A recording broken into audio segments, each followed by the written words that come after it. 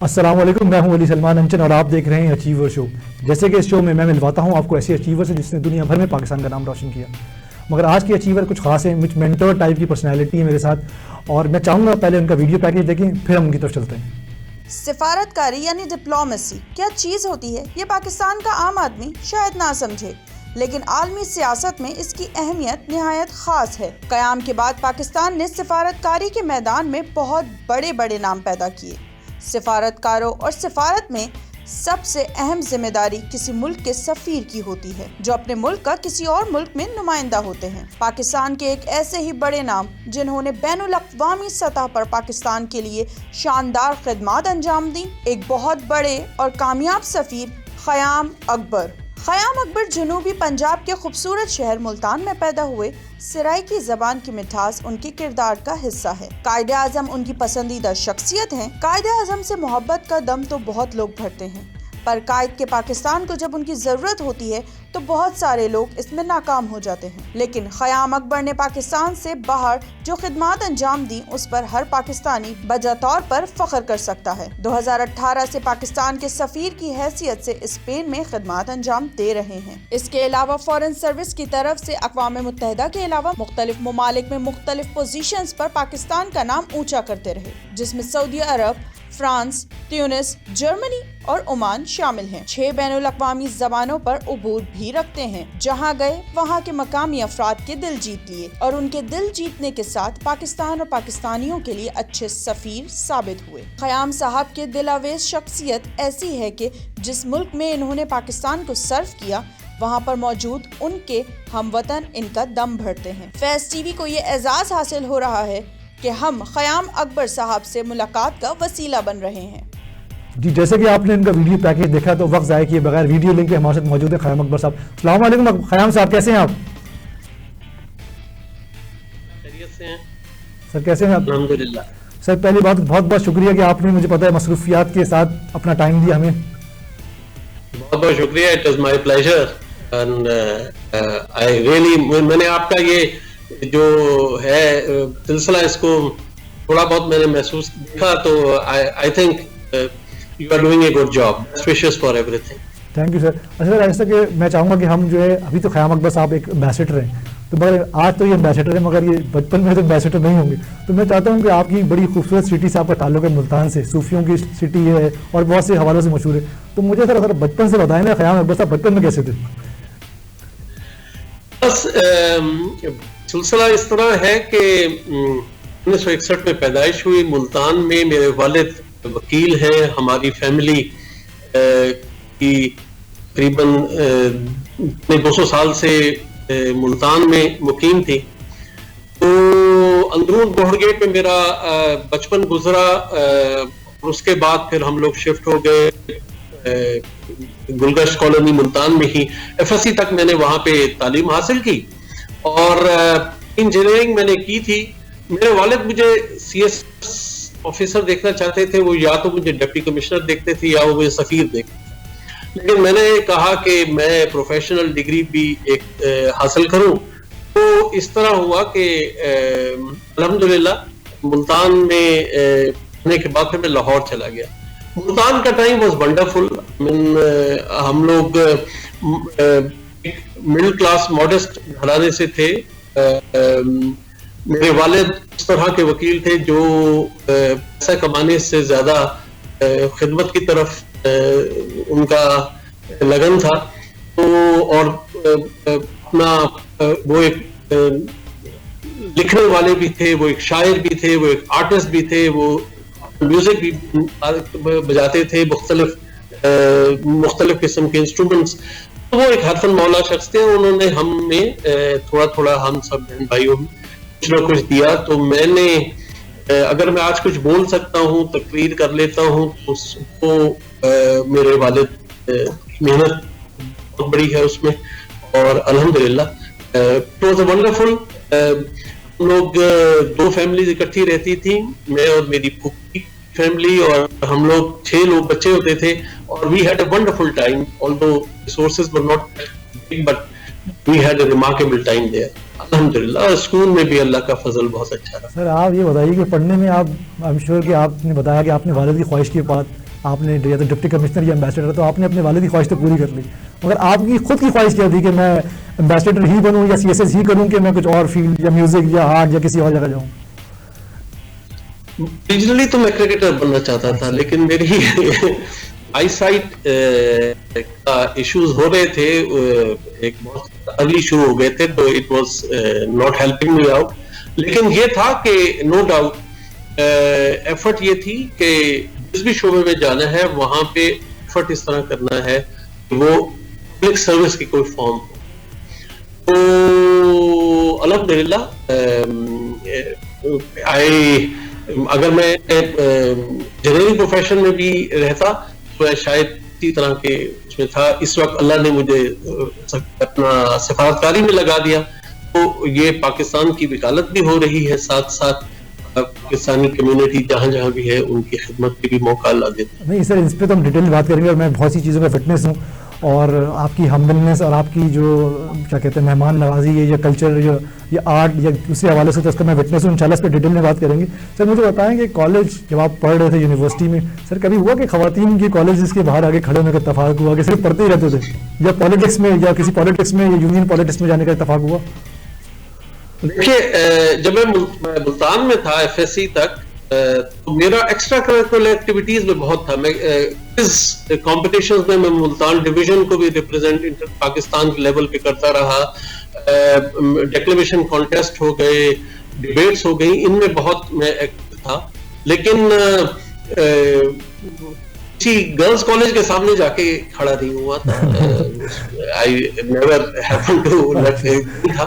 Even university بھی engineering university تھی، اور کو پتا ہے کہ انجینئرنگ یونیورسٹی صرف وہ دکھانے کے لیے کچھ آتی خواتین ہوتی ہیں، زیادہ تر میڈیکل میں ہوتی ہیں خواتین. جی ہاں بالکل. انجینئرنگ پروفیشن میں تو ابھی بھی بہت لمیٹڈ نمبر ہے.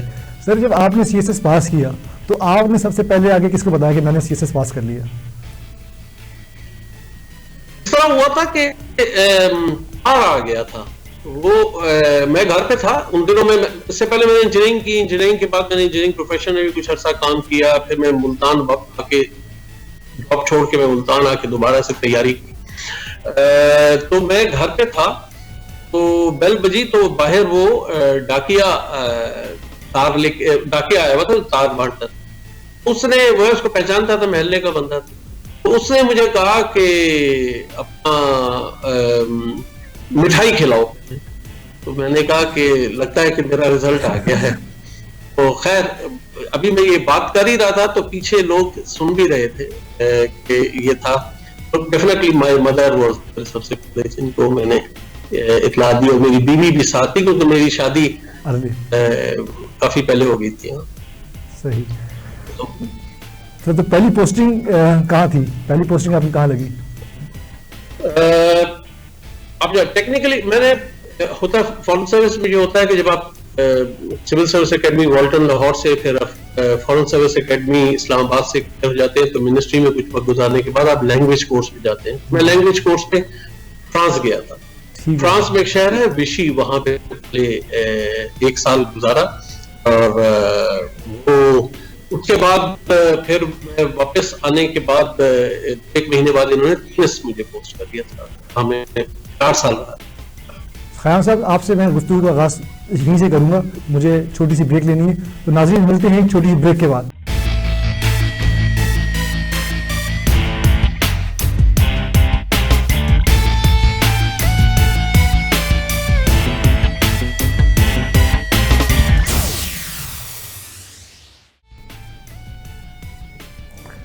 جی ویلکم بیک. تو ہم گفتگو کر رہے تھے لینگویجز پہ، اور پہلی ٹرانسفر فرانس میں ہوئی تھی ان کی لینگویج کے لیے. اچھا خیام صاحب، یہ تو چلے آپ کی ٹیکنیکل ٹریننگ مطلب کورسز کی تھی. آفیشیلی آپ پہلے کسی ملک میں ڈپیوٹ ہوئے تھے، وہ کون سا ملک تھا؟ نارملی ٹونس کی بات کریں، ٹونیزیا میں مطلب آپ اسے پوسٹ ٹونیزیا کہیں گے. وہاں پہ میں 4 سال رہا، اور وہ اچھا بہت شاندار وہ تھا، کیونکہ اس زمانے میں جو تھے نا یاسر عرفات زمانے میں ٹونس پہ رہے. دین ہی شفٹڈ ٹو اوسلو اکارڈز کے بعد اپنا غزہ میں شفٹ ہو گئے تھے. تو وہ بھی تھا، فلسطین بھی تھا، تونس کے ساتھ بھی وہ ایک اور چھوٹا مشن تھا. تو तो सब कुछ सीखने को मिला, सभी खुद का करना पड़ता था। उसने मुझे बहुत शुरू में बहुत सारी जितनी सफारतकारी की जहतें हैं उन सब में कुछ ना कुछ हुनर सिखा दिया। सर अपना ख़याम साहब, ये ऑफ द रिकॉर्ड होता है बिल्कुल, ये हम एयर नहीं करेंगे। मुझे बताया आपके सबसे खड़ूस बॉस या आपने बोला यार मैं किधर फंस गया, जो आपके सुपीरियर थे जिनके साथ आपको बिल्कुल मज़ा नहीं आया, कोई ऐसा डिप्लोमेटिक आंसर नहीं दे सकते मगर आप बताएं कि ये बताना चाहते बता सकते हैं। ये है कि खड़ूस तो कोई नहीं था। I mean, everyone was wonderful. हर एक के अपने, हम सब की, मेरी समेत हम सब के अपनी अपनी एक्सेंट्रिसिटीज होती हैं। तो ये होता है कि कभी कभार आप कुछ साथ आपकी केमिस्ट्री नहीं जम पाती हो, लेकिन अदरवाइज आई मीन प्रोफेशनली अपना काम बंदा अगर कर रहा हो तो at the end of the day हर एक इस चीज को अप्रिशिएट करता है। अल्हम्दुलिल्लाह I had a wonderful time. अगर कोई एक आध के साथ ऊंच नीच थी तो बाद में अल्लाह ने ये मौका दिया कि वो खुद उन्होंने इस बात को रियलाइज भी किया कि मेहनत करने वाला लड़का है तो नहीं, या बंदा है तो नहीं, इसके साथ ये चीजें एडजस्ट होती है तो फाइन। वो खड़ूस कोई अल्हम्दुलिल्लाह नहीं मिला। माशाल्लाह से अभी आप क्योंकि स्पेन में एम्बेसडर हैं, हमारी मुलाकात पिछले साल ही हुई है और हम ऑलरेडी कितने अरसे से टच थे। सर मैं खुद भी बहुत सी चीज़ों का विटनेस हूँ। सर मुझे याद पड़ता है हम एक रेस्टोरेंट के अंदर बैठे थे बार्सिलोना के अंदर और पीछे कायद आज़म की तस्वीर थी, तो आपने कहा था यार ये जो रहमतुल्लाह अलैह साहब है कायद आज़म साहब, इनसे मुझे बड़ी इंस्पिरेशन मिली। तो सर थोड़ा सा मुझे बताएं ना क्या आपके रोल मॉडल थे, किस तरीके से आपको inspiration milli? Quaid Azam was an extraordinary personality. एक शख्स जो बहुत मॉडेस्ट लेवल से शुरू होता है, वो इंग्लिस्तान जाके अपने को साबित करता है, वापस आता है, फिर वो साउथ एशिया ब्रिटिश इंडिया के लेवल के ऊपर वो एक हाई लेवल का लीडर बनता है। लीडरशिप बनने के बाद वो बड़े अरसे तक कोशिश करते रहते हैं कि जो मुख्तलिफ नेशनलिटीज हैं वो आपस में सही रहें। जब वो हर तरफ से उनका सिलसिला मतलब वो देख लेते हैं कि चीज नहीं बन पा रही, तो then he goes for a separate Muslim nation. Integrity बहुत है, एक बंदा उसमें मेहनत बहुत है, और आप देखें ना कि इस उम्र में वो वापस आके इंग्लिस्तान से वापस आके पाकिस्तान के लिए कोशिश शुरू की, जबकि वो जानते भी थे कि बीमार हो चुके। पाकिस्तान बेस्ट आखिरी दिन तक वो शख्स पाकिस्तान के लिए काम करता रहा। एक तो वो एलिमेंट है, और दूसरी जो एक बात है वो ये है कि अगर नज़्म की काविश ना होती तो पाकिस्तान ना बनता, और अगर वो ना होता, मेरे वालिद की तरफ से मैं सराइकी हूँ और वालिदा की तरफ से वो माइग्रेटेड हैं, तो मोस्ट प्रोबेबली मैं यहाँ ना हूँ। सर आपको वैसे सराइकी आती है? हाँ, सराइकी लगी जाती है आपको? खैर हाँ बिल्कुल आती है, क्यों नहीं आती। सर ये तो बताइए कि अभी आप क्योंकि स्पेन में माशाल्लाह से एम्बेसडर्स हैं, और मैं क्योंकि आपको पता है हमारा ताल्लुक जो पाकिस्तानी कम्युनिटी है जो पूरे यूरोप में, जो पूरे अमेरिका में, जहाँ भी है बड़ा गहरा है, तो हम बड़े राब्ते में रहते हैं। तो मैं खुद भी बहुत सी चीज़ों का विटनेस हूँ, क्योंकि आपका जो ताल्लुक है कम्युनिटी के साथ वो माइंड ब्लोइंग है। आप जो सर्व कर रहे हैं मैं जानता हूँ पर्सनली भी, और बहुत सी आपका थ्रू आउट है हर मामले में। तो सर ये शुरू से ये जहाँ पोस्टेड रहे कि सिर्फ स्पेन में खास तौर पे? नहीं, अल्हम्दुलिल्लाह मैंने बताया ना कि मेरा एक ख्वाहिश ये थी कि मुझे ऐसा भी जो भी प्रोफेशन में जाऊं समहाउ मुझे पब्लिक सर्विस का मौका मिले। फॉरेन सर्विस में भी मुझे बहुत ही गहरा ये मौका मिला, और आपने स्पेन में हमारे पास 1 लाख पाकिस्तानी है। इससे पहले सऊदी अरब में जिस वक्त मैं था उस वक्त तकरीबन 20-22 लाख के करीब, अब और ज्यादा हो गए। और कम्युनिटी जो होती है हमारे पाकिस्तानी कम्युनिटी ज्यादातर ममालिक में वो ज्यादातर ऐसे हैं जो कि कम पढ़े लिखे लोग, उनके मसाइल एक दफा बहुत छोटे मसाइल उनके लिए बहुत बड़े मसाइल बन जाते हैं। अगर हम उनको सर्व कर सकते हैं, सही तौर पे उनकी मदद कर सकते हैं, अगर मुझे अफसर रब ताला ने बना दिया है तो मेरा फर्ज ये है कि मैं किसी के लिए आसानी पैदा कर सकूं। और अल्हम्दुलिल्लाह मेरा एक बड़ी जो मुझे अचीवमेंट, बहुत सारी छोटी छोटी चीजें होंगी, लेकिन बड़ी अचीवमेंट जो थी वो मैं 2013 के में जब सऊदी अरब में कवानीन चेंज हो गए थे और 10 लाख के करीब पाकिस्तानी اوور نائٹ ہے اس کیفیت میں ہو گئے تھے کہ ریگولر اسٹیٹس ہو گیا. تو ان کے ہم نے اگلے 6 مہینے میں بہت ساری کاوشیں کی. میرے سفیر نعیم خان صاحب تھے, ہم لوگ ہماری ٹیم کی, ہم نے کوشش یہ کی 9,50,000 سے زائد پاکستانیوں کو ریگولرائز کرایا. یہ بہت بڑا اچیومنٹ تھا. ہر روز ریاض میں بھی اور جدہ میں بھی 5-6 ہزار بندہ گیٹ پہ ہوتا تھا, اور ان لوگوں میں بے شمار کے پاس کاغذات ختم ہو گئے تھے, دوسرے مسائل بہت تھے, اور انہوں نے بہت ساری نوکریاں ختم ہو گئی تھی. ان کی نوکریوں کے لیے ایفرٹس کی تاکہ وہ لوگ وہیں پہ بچے رہ سکیں. تو مجھے پوری امید ہے کہ ہم لوگوں نے اپنی محنت جتنی کی پوری ٹیم نے, اس کی وجہ سے یہ صلہ ہوا کہ 9.5 لاکھ سے زیادہ پاکستانی دوبارہ سے ریگولرائز ہوئے. یہ چھوٹی چھوٹی چیزیں اللہ موقع دیتا ہے. میں آپ سے بتاؤں, میرا اتنا ایکسپیرینس, آپ کو یہ پتا ہے کہ میں پاکستان میں جتنے فارن مشنز ہیں, کتنے جو فارن امبیسڈرز ہیں, ان سے انٹریکشن کرنے کا موقع ملتا ہے, مجھے ملتا رہتا ہے. تو میں ہمیشہ سوچتا تھا کہ ہمارے جو امبیسڈرز جس طریقے سے وہ ہمیں ٹریٹ کرتے تھے, جس طریقے سے ہمیں وہ ہر جگہ مشورے کے لیے بلاتے تھے یا بلاتے ہیں, تو میں سوچتا تھا ہمارے امبیسڈرز بھی شاید ایسے ہی ہوں. بٹ میں جب آپ سے ملا یا 2-4 اور امبیسڈر سے ملا ہوں, تو مجھے یقین کریں وہ جو برج تھا نا کہ ہماری جو فارن مشنز کے امبیسڈر ہیں اور جو فارن مشن کے دوسرے گورے ہیں دوسرے ہیں, وہ ایکول ہیں. تو آپ منٹور ٹائپ کی پرسنالٹی, جو میں سمجھتا ہوں کہ میرے لیے بڑا, میں فخر سے ہمیشہ کہتا ہوں کہ یار ہمارے بڑے اچھے امبیسڈرز, آپ سے بہت سارے اور بھی اور بڑے امبیسڈرز ہیں. سر جواب میں آپ سے دوں گا, سر میں جواب آپ سے دوں گا اس بریک کے بعد. تو ناظرین ملتے ہیں اس بریک کے بعد.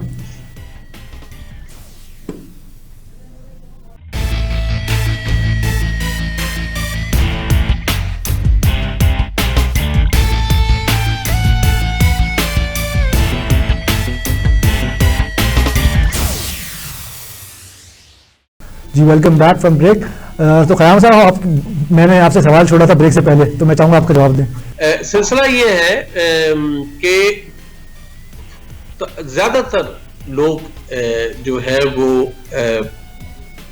بہتر لوگ ہوتے ہیں, ٹھیک ہے.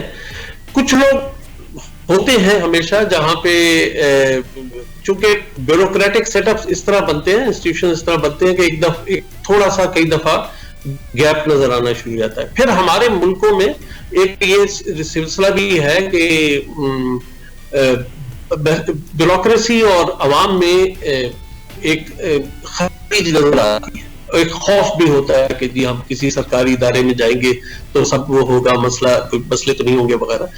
تو بٹ میں یہ سمجھتا ہوں کہ بہت سارے سفیر اس پاکستان کے باہر پاکستان کے ایفرٹ کرنے میں کوشش کرتے ہیں. کئی دفعہ ہوتا ہے کہ وہ شاید وسائل کی کمی ہوتی ہے, کئی دفعہ کوئی لوگ ان کی پرسنالٹی انٹروورٹ ہوتی ہے یا اس طرح نہیں کر پاتے, لیکن ایفرٹ یہی ہوتی ہے. باقی یس آئی ایگری, ہر جگہ اونچ نیچ ہو سکتی ہے. تمام غیر ملکی سفرا اسلام آباد میں بھی لازمی نہیں کہ اسی طرح کریں.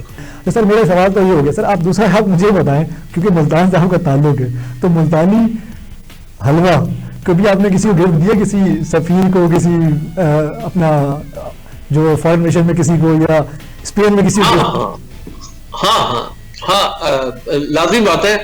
ملتانی سون حلوہ ملتان کی اور ثقافتی سوغاتوں کے ساتھ ساتھ یہ ایک اہم چیز ہے, اور وہ میں لوگوں میں ڈیفینیٹلی مختلف جگہوں پہ اس کو بطور تحفہ دیا ہے. ایک جو مین اس کے اندر ایشو ہو جاتا ہے خصوصاً یورپین کنٹریز میں یہ ہو جاتا ہے کہ وہ چونکہ آئلی بہت ہوتا ہے, تو وہ لوگ وہ جو ہے ابھی تک ہم کم آئل والا جو سون حلوہ ہے اس کو پروڈیوس کرنے میں کمزور ہے. لیکن ہر ایک نے بہت اپریشیٹ کیا, اور الحمدللہ یہ ملتان کی سون حلوہ ہو یا عام ہے پاکستان کے مختلف جگہوں کے, یہ سب جو ہے ہم بہت ہی مینگوز ہمارے کنو بتحاشا مختلف خصوصاً مڈل ایسٹ میں ہم بہت اس کا تحفہ بھی دیتے تھے. تو یہ کامیاب چل رہے ہیں, اللہ کا شکر ہے. سر آپ نے ثقافت میں, یعنی کہ اسپین اور پاکستان کی ثقافت میں میوزک ہو, آرٹ ہو, کلچر ہو, اور اکنامی ہو, یعنی ٹریڈ ہو, تو اس کے بڑی بڑا کنٹریبیوشن ہے آپ کا. سر تھوڑا اس میں تھوڑا سا ہمیں بتائیں گے کہ کیا آپ کی اس میں آپ نے کن ڈومینس میں کام کیا ہے؟ देखिए, स्पेन यूरोप का एक ऐसा मुल्क है जो जहाँ पे सकाफत के मुख्तलिफ जितनी भी जहतें हैं उसमें बहुत एक्टिविटी है। अच्छा, यहाँ पे हम ये भी देखते हैं कि बहुत सारी ऐसी भी चीजें हैं जो कि पाकिस्तान और स्पेन की मिलती भी है। फॉर एग्जांपल अभी मुल्तान की बात हो रही थी, मुल्तानी ब्लू पॉटरी जो है स्पेन में जो पॉटरी मुख्तलिफ मिल रही है वो उसमें बहुत मुमासलत नजर आती है। इसी तरह हमारा जो म्यूजिक है उसमें चूंकि इन लोगों के म्यूजिक में अरब म्यूजिक भी शामिल है तो उसमें भी मुवासलत के बहुत सारे मौके हैं। अब ट्रक आर्ट जो आपने प्रेजेंट किया, ट्रक आर्ट वैसे तो नहीं, आर्ट की तरह तो नहीं, लेकिन फूल पत्ती का ओवरऑल जो कॉन्सेप्ट है, यहाँ पे कई इलाकों में उस तरह की वो आर्ट फॉर्म मौजूद है तो वो भी अप्रिशिएट होती है। तो हम लोगों की कोशिश है, वसाइल आपको पता है पाकिस्तान हम लोग अभी तक तरक्की पजीर मुल्क है, तो लिमिटेड वसाइल में रहते हुए जितना पाकिस्तान को प्रमोट कर सकते हैं वो अल्हम्दुलिल्लाह कर रहे हैं। अनफॉर्चुनेटली कोरोना वायरस ने इस साल हमारे बहुत सारे इवेंट्स को रोक दिया, तो लेकिन उम्मीद है कि इंशाल्लाह जैसे हालात बेहतर होंगे चीजें दोबारा वापस आएंगी। सर, कोरोना से मुझे याद आया, पहले आप हर जगह फिजिकल जाते थे, हर पार्टीज में, हर कॉन्फ्रेंस में, अब ये जूम का जो रिवाज आया या ऑनलाइन का रिवाज आया तो इससे सर चेंज जो है, टेक्नोलॉजी चेंज, तो ये इरिटेटिंग है नहीं कि यार हर चीज जूम पे हो रही है या उस पर कॉन्फ्रेंस पे हो रही है ऑनलाइन? मतलब एक डिफरेंट है ना फॉर्मूला, आपको जिंदगी में एक नई चीज करने का वो हो रहा था और ये टेक्नोलॉजीज मौजूद थी, हम इनको नॉर्मली इस्तेमाल कर रहे होते थे आपस में, खानदानों में या आपस में दोस्तों यारों में बातचीत पे। फिर अब ये हमारी मीटिंग्स जो है, इवन बायलैटरल मीटिंग्स और ट्राइलैटरल मल्टीलैटरल मीटिंग्स, वो इसके ऊपर हो रही हैं, तो एक डिफरेंट है। एट टाइम्स आपको फील होता है कि अगर आप फिजिकली वो करेंगे तो ज्यादा बहुत सारी चीजें उसमें इम्पैक्ट डिफरेंट होता है, लेकिन इंशाल्लाह वो वापस आ जाएगा इंशाल्लाह। सर इसी के साथ जो है हमारा वक्त खत्म होता है, तो मैं एंड से पहले आपसे दो हमारे कुछ क्वेश्चन हैं वो आपसे पूछता हूँ, तो तैयार है सर कुछ क्वेश्चन के लिए? सर ये बताइए कि माउंट एवरेस्ट से पहले दुनिया में कौन सी टॉलेस्ट बिल्डिंग थी, या सॉरी माउंटेन था? माउंट एवरेस्ट टॉलेस्ट या हाईएस्ट एरिया हो सकता है, वो माउंट एवरेस्ट ही रहेगा। बिल्डिंग तो बुर्ज खलीफा है, बिल्डिंग रहेगा। जी सही कह रहे हैं आप, वो माउंट एवरेस्ट ही था, मेरा ख्याल है भी सही। अच्छा, तो फिर रैपिड फायर पे आते हैं। सर मुझे बताइए कि सोन हलवा मुल्तान, पाकिस्तान, मेरी जान। सर बुल फाइटिंग क्यों क्या स्पेन में आजकल? Controversial issue. Sir favourite country Pakistan के अलावा? फ्रांस। और सर खयाम अकबर साहब इटसेल्फ? एक सिंपल इंसान जिसको रब ने बहुत कुछ दिया। सर बहुत बहुत शुक्रिया। मैं चाहूंगा सर आप कुछ सेकंड का अपना मैसेज रिकॉर्ड करा दें हमारी ऑडियंस के लिए। देखिए, मैं एक बात कहना चाहूंगा कि इंसान एफर्ट करे और अपनी पूरी कोशिश करे। लाजमी बात है, कुदरत साथ देती है। अगर एफर्ट होगी और आप फोकस हो जाए, अपनी फोकस कर लें अपनी एफर्ट को, तो कामयाबी इंशाल्लाह ताला मिलती है। रोड्स कई दफा बहुत मुश्किल भी होती होंगी, लेकिन चलते रहना चाहिए और कोशिश करते रहना चाहिए, और एफर्ट ये होनी चाहिए कि आपका हर स्टेप किसी के लिए बेहतरी का बायस बने। तो यही मेरा पैगाम है, अल्लाह ताला इसी पे कायम भी रखे। सर बहुत बहुत शुक्रिया आपके कीमती वक्त का। तो नाज़रीन, इसी के साथ मैं इजाजत चाहूंगा, अगले हफ्ते नए गेस्ट के साथ आपके साथ मुलाकात होगी। जब तक के लिए इजाजत दीजिए। पाकिस्तान जिंदाबाद।